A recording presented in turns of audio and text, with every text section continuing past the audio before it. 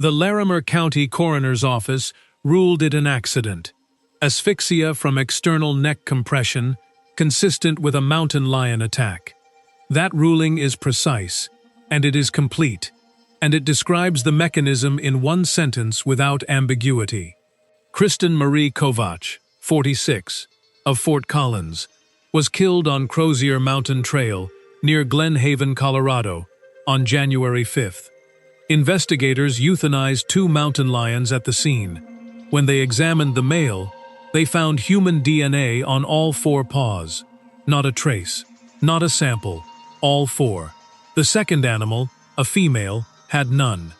The laboratory work identified exactly which animal held her, and exactly how it held her.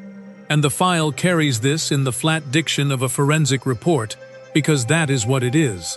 A closed case, documented to the mechanism, with no gap between the laboratory result and the coroner's ruling.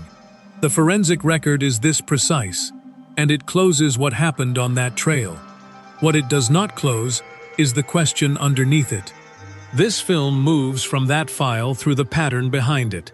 Mountain lion, black bear, state to state, agency ruling to agency ruling. And then to what a GPS tracking study found when researchers followed these animals into the terrain where the encounters keep happening. And finally, to what a necropsy found inside a 263-pound black bear in a state that had never recorded a fatal attack before. Partial human remains, confirmed by DNA, recovered from the body of a bear that had shared that land with people for years without incident. That physical fact is the film's center of gravity. Everything before it is the record that makes it legible. Everything after it is the question the record cannot answer. The forensic chain runs from the laboratory result to the coroner's ruling without a gap. Every documented step holds, and the documented record, as precise as it is, does not say what set that animal moving toward a trail it had shared with hikers before. The file is stamped, the animal is gone, and that question sits open. Georgetown, California, sits at the edge of the Sierra Nevada foothills, a county where mountain lions had moved through the same terrain as hikers and ranchers for generations. The last confirmed fatal attack was in 2004. Then, on one morning in March, a male mountain lion killed one brother on an antler shed hunt in the foothills above Georgetown, and injured the other before wildlife officers located the animal and destroyed it. And the California Department of Fish and Wildlife confirmed the match. 20 years closed in a single morning. That gap is the thing worth understanding. And here is what it tells you. An absence that long is not luck. It is a behavioral baseline, one the record had sustained and then had not. Later that year, at Malibu Creek State Park, a mountain lion took a young boy from a picnic table while his family was nearby. Adults charged it, the lion released the child and climbed a tree, and a ranger shot it after consulting with state wildlife authorities. Not at a trailhead, not at a canyon's edge. At a picnic table, the piece of outdoor furniture that exists specifically because it marks managed ground. A place where the margin between visitor and wild was understood to hold. Does that make this a California problem? The answer came from the Pacific Northwest the following summer. At Olympic National Park, on Hurricane Ridge, a collared mountain lion bit a child near the Victoria Overlook. Collared meaning that a wildlife team had already fitted this animal with a GPS transmitter, logged its position continuously, and knew, within a short radius, where it was every hour of the day it attacked. Park staff deployed a canine team and dispatched the animal the next day. 3 states, 3 confirmed attacks, a picnic table in Los Angeles County, and a monitored animal in a national park. A collared lion, tracked to the minute, bit a 4-year-old.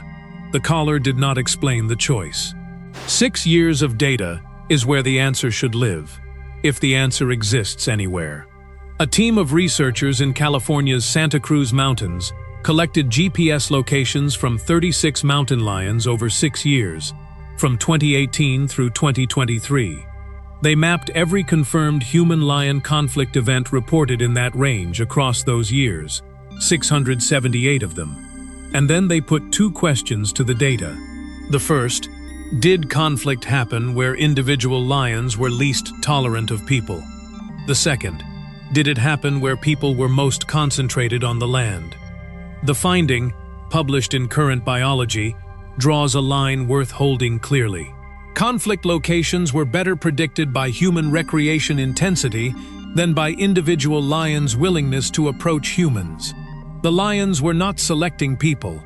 They were present where people were most present, and the overlap produced the record. That is not a small result. It relocates the variable. A lion that attacks at a trailhead is not necessarily a lion that has lost its fear. It may be a lion that has simply never had the option to avoid a trailhead that is always occupied.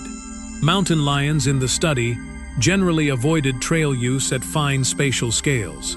The problem was not that they sought the trails. The problem was that the trails had filled the available space. What the GPS data can and cannot carry is the crucial distinction here. You are looking at the geometry of where conflict happens. A peer-reviewed geometry, built from 678 events and 6 years of tracked movement. What it does not carry is the timing.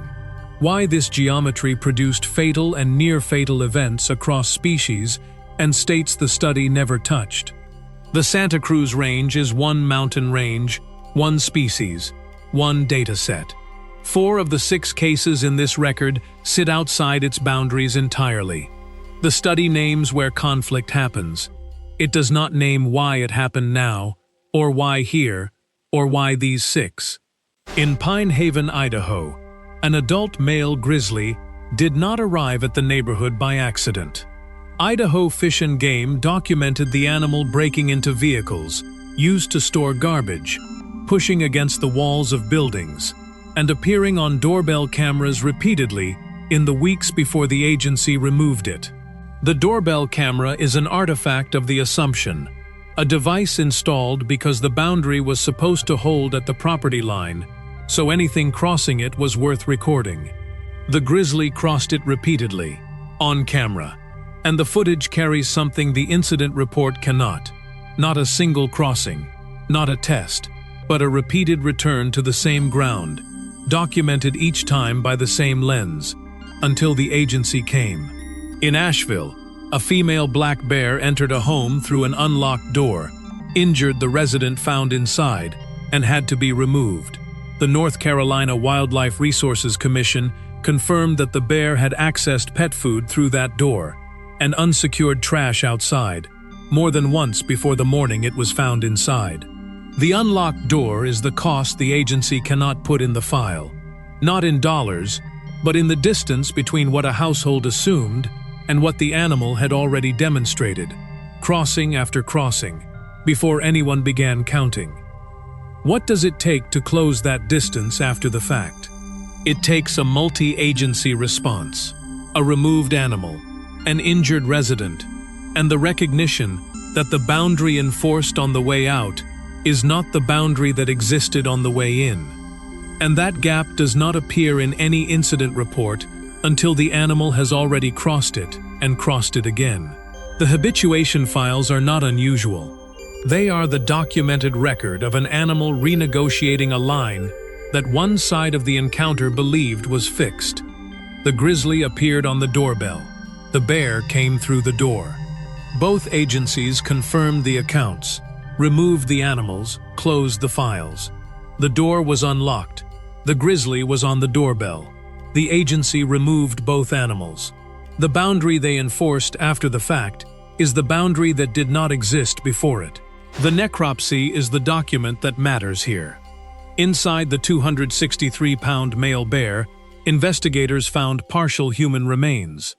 DNA linked that animal to Markell himself, to his residence, and to a dog killed nearby.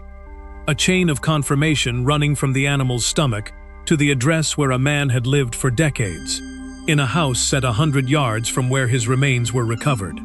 3 adult male bears were lethally removed in total, one weighing 207 pounds, 1-263, 1-234. The agency closed the case with every link in the chain accounted for: the victim, the animal, the proximity, the physical evidence recovered from inside the bear's body. The file that results from that process is not a hypothesis. It is a necropsy result, a DNA match, and a confirmed first in state history. 3 separate instruments of documentation, each independent, each pointing to the same animal and the same address. The Florida agency did not speculate. It measured, it matched, it removed, and it recorded. The chain holds at every link. The remains, the DNA, the animal, the address, and the date the agency made it official, which is the date it entered the record as the first confirmed fatal black bear attack in state history in Florida. That is what the documented record looks like when every procedure runs correctly. A closed case with a name on it, a weight in the file, 3 animals gone, and no entry in the file for what caused the attack to happen to this man, on this property, on that morning. The agency recorded what it found. It did not record what it could not determine. The file names the animal. It does not name what changed. The 263-pound bear had eaten, and the file said what it found, and the case was closed. Every link confirmed. The file stamped. And 2 weeks later, in a different state, a different agency opened a new case. The reasonable objection stated plainly, cases across multiple species over the same 20 months is not a pattern. It is a sample. Mountain lions were here before the trails. Bears were here before the subdivision. The conservation story, that humans moved into animal range, built into it, recreated deeper into it, and then registered surprise when the animals were still there, is not wrong. It is the account the GPS data from the Santa Cruz Mountains supports, and the account most wildlife managers would give off the record. That objection stands. The record has a shape it does not explain. Cindy Dikema was in a canoe in 2.5 feet of water on Lake Kissimmee. Not a remote channel, not deep water, but shallow enough to see the bottom.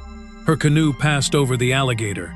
The animal thrashed, the canoe tipped, and trappers later removed an 11-foot animal, matching the reported one. Brittany Clark was swimming with friends in the Econlockhatchee River, and the DNA confirmed both the animal and the victim. The conservation story explains why alligators are in both waterways. Does it explain why those waterways produced fatal attacks in the same window, after the years before them did not? It does not, and the record does not supply the reason. And then there is Jaguar Cinco. Researchers at the University of Arizona first identified him in the Sky Islands of southern Arizona. An adult male, documented by camera trap, named, with 20 photo and video detections logged by the time the dossier closed. His presence is exactly what the conservation story predicts. Range recovering, animals moving back into historic habitat. He is not a conflict case. He is the range return made visible. And what his documented return shows, a boundary the maps had drawn as settled, crossed in the other direction, is the same movement the DNA files record across species and state lines. The conservation story is not wrong. It does not cover all 6 cases. And the agencies that closed each file will tell you the same thing. Robert Markell's remains were found 100 yards from his front door, inside a bear the Florida Commission confirmed by necropsy and by DNA, partial human remains, inside a 263-pound male. A chain of evidence no procedure was designed to leave incomplete. The file is complete. It does not say why that bear, in that yard, on that morning, for the first time in state history. That gap belongs to the evidence itself, not an agency failure, because each agency did exactly what agencies are built to do, not the conservation story's failure. Every case this film has covered carries the same shape: the animal identified, the removal confirmed, the file stamped closed, and one question the file does not contain. Crozier Mountain Trail is still there. Kristen Kovach's name is in the coroner's ruling. Asphyxia from external neck compression. Human DNA confirmed on all 4 paws of the euthanized male. And the Larimer County file carries both findings without dispute. The current biology GPS dataset names the mechanism and gives the best scientific instrument available for where conflict happens. Human recreation intensity, not individual animal tolerance, predicts the location of contact. It does not reach Florida or Idaho or the full span of cases this film has documented. The sources behind this film are what they are: agency press releases, a peer-reviewed journal, coroner rulings, necropsy reports, and each one says only what it confirmed and stops there. You are left with 2 readings that the files themselves cannot distinguish. From Georgetown to Malibu, from Jerome to Hurricane Ridge, the cases accumulated across species, across states, across agencies that had no mechanism to count one another's files. Either that accumulation is a statistical cluster that regression will close as the baseline reasserts itself, or it is the forward edge of something the case-by-case response was never designed to see until the cases had already piled up. Both readings fit the evidence. The evidence does not answer it. Which do you hold? A documentary tracing 6 confirmed fatal and near-fatal wildlife encounters across 5 states through the agency files, DNA results, and necropsies that closed each case. And the single question every closed file leaves open. If this record stays with you, subscribe. There are more files like it.